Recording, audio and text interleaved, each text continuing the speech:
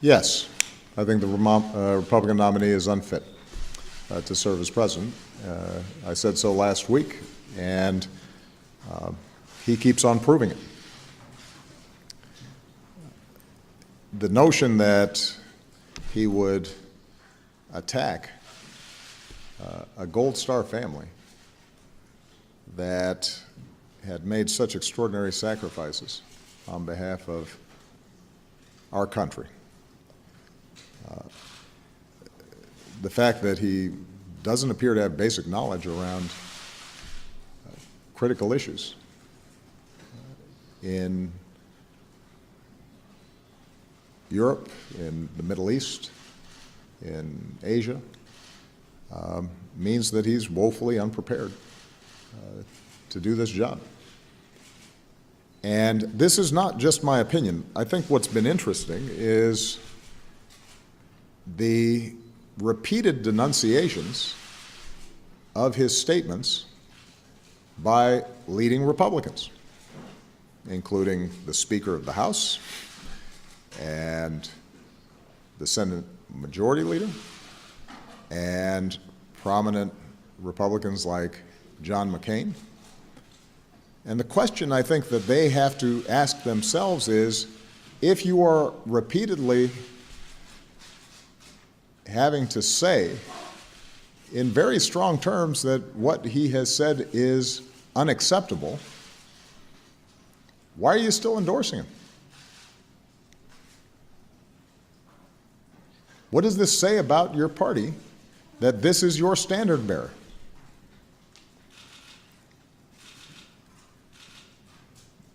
This isn't a situation where you have an episodic gaffe. This is daily and weekly, where they are distancing themselves from statements he's making. There has to be a point at which you say, this is not somebody I can support for President of the United States,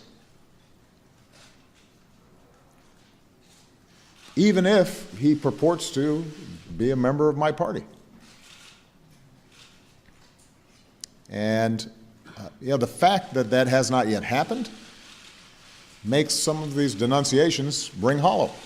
I don't doubt their sincerity. I don't doubt that they were outraged about some of the statements that Mr. Trump and his supporters made about the Khan family. But there has to come a point at which you say, somebody who makes those kinds of statements doesn't have the judgment, the temperament, the understanding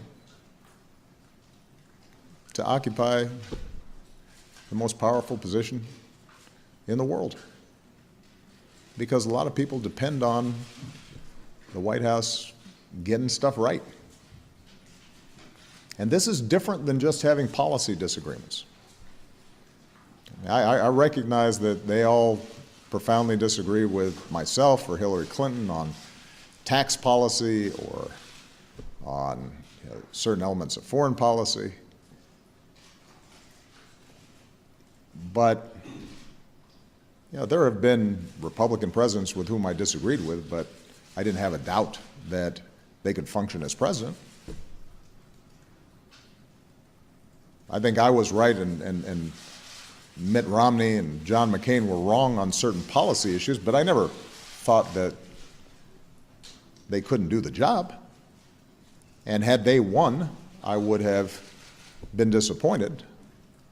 But I would have said to all Americans, this is our president, and I know they're going to abide by certain norms and rules and